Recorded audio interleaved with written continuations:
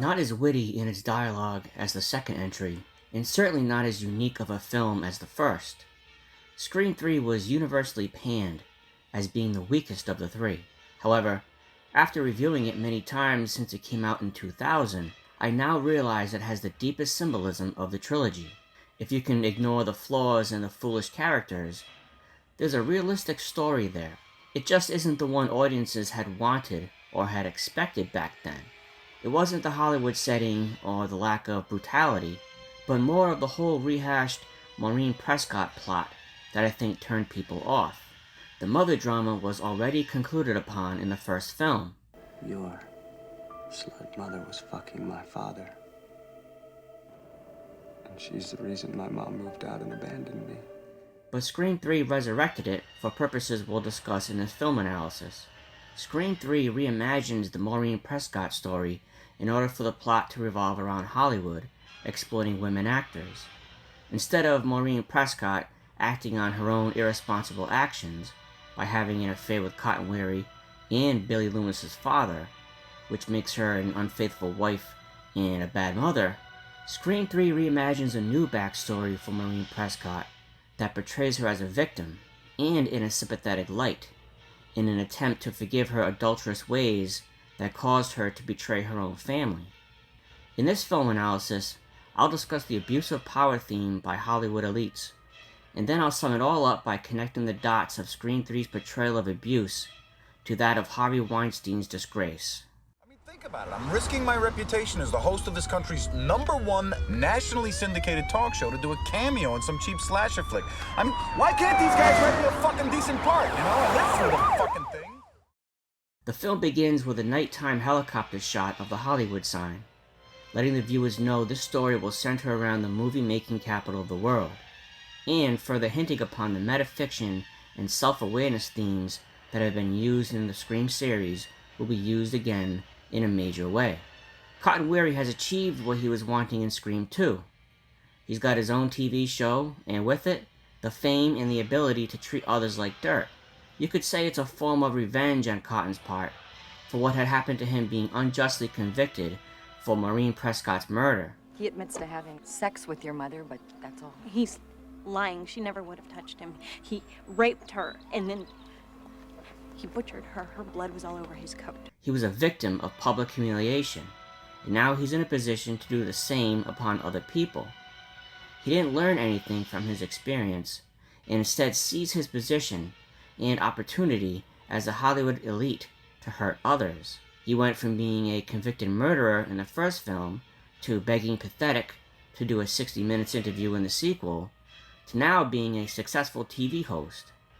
His dream of stardom has come full circle. Cotton Weary is currently awaiting appeal for the death sentence handed down after the young Sidney testified against him. Who calls me out of the blue? But Diane Sawyer. Believe me, Sid, I was as shocked as you are. Anyway, she tells me that if you and I go on the air together, she will give us the entire hour. This is about money. It's not like we're not getting paid, okay? There's $10,000 each, not to mention what I've got going on the side with a 900 number. I mean, think about it. I'm risking my reputation as the host of this country's #1 nationally syndicated talk show to do a cameo in some cheap slasher flick. Cotton was immediately ready to cheat on his girlfriend with the woman on the phone. She just vaguely flirts with him, and his loyalty to his girlfriend goes away. Why don't you tell me who you are? Ooh, you're a naughty boy, Cotton. Now, what would your girlfriend say? What makes you think I have a girlfriend? This theme of successful Hollywood men taking the women in their lives for granted will continue throughout the entirety of Scream 3, by Cotton being successful in his show business and seeing how he treats others, especially women. It sets the stage for both the themes of sexual misconduct and the overall disrespect of women. When Ghostface chases Cotton's girlfriend, Cotton walks in on the TV playing a moment from his own show about the crazy drivers in LA, which is funny since he just drove like a maniac to get to his house. Innocent commuters mercilessly terrorized, even Chris? killed by these madmen of the freeway. We're messing around, okay? We're gonna bring some of these guys in here. Get away! He just hit me!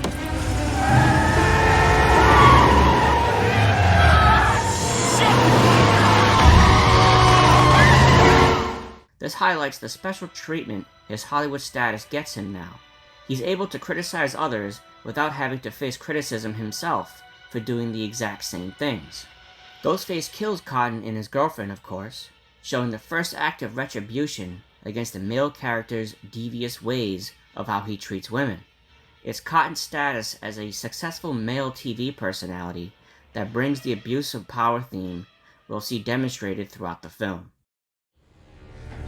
I did not fuck that pig Milton to get a leading role just to die here with second-rate celebrities like you two! Once the groundwork has been laid, the story then brings us to a Hollywood movie set where they're filming Stab 3. The Stab franchise has always been a meta play on the Scream franchise. It's a movie within a movie gimmick they've decided to come full circle with in Scream 3 because it allows the blatant critique of how Hollywood filmmakers treat their employees. Even the Jay and Silent Bob cameo scene shows disrespect.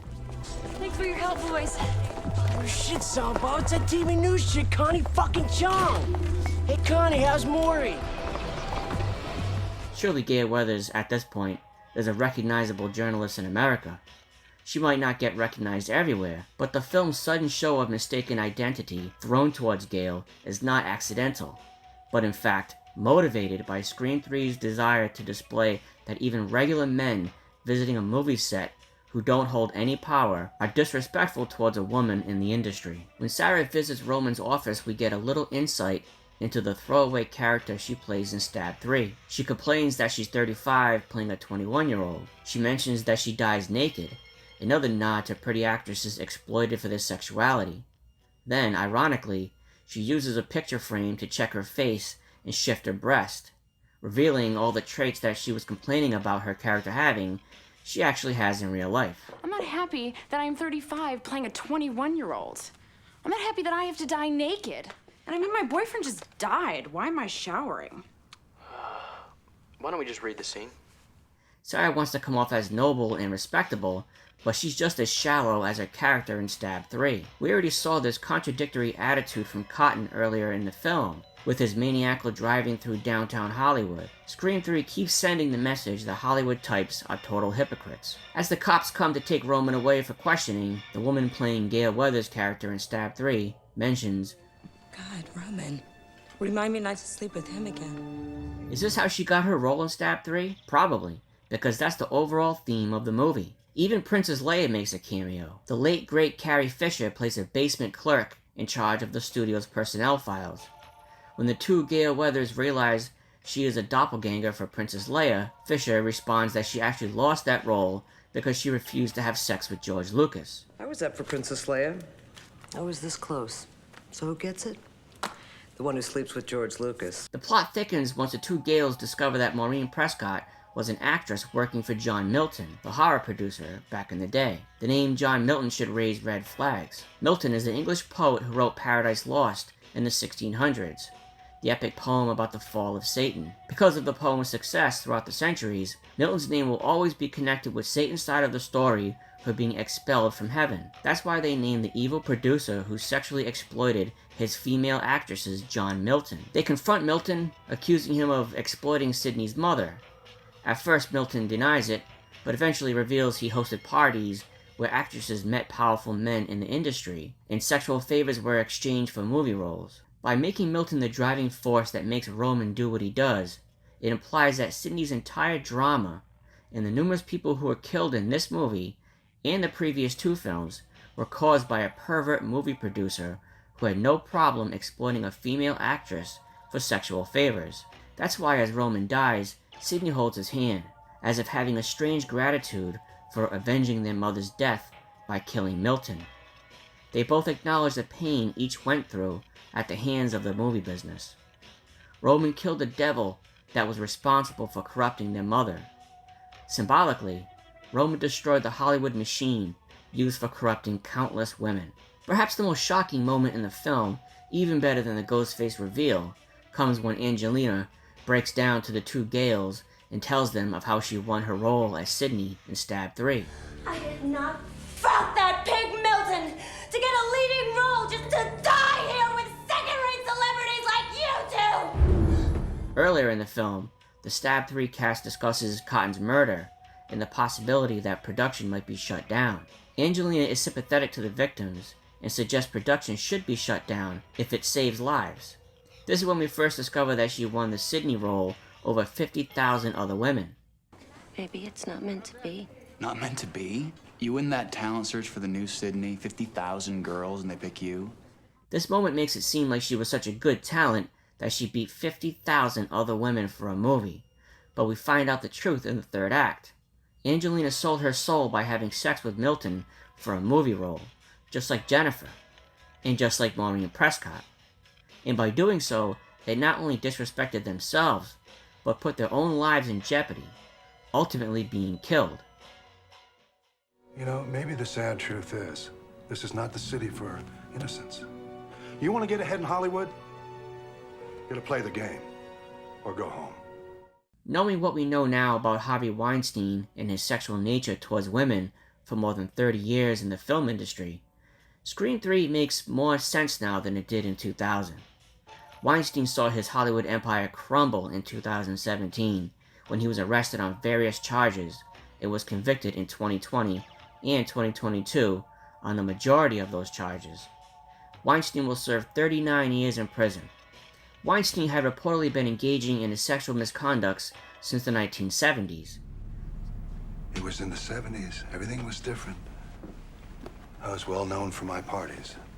So it seems like the filmmakers, writers, and many more involved in the Scream series likely knew about the sexual nature of Weinstein, who had, with his brother Bob, produced the first 4 Scream films, as well as distributed them.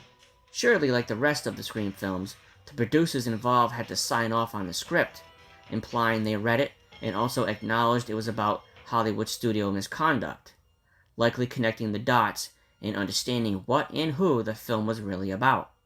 However, the general public and film-going audience didn't understand the misconduct theme in Scream 3 as well as they thought they did at the time.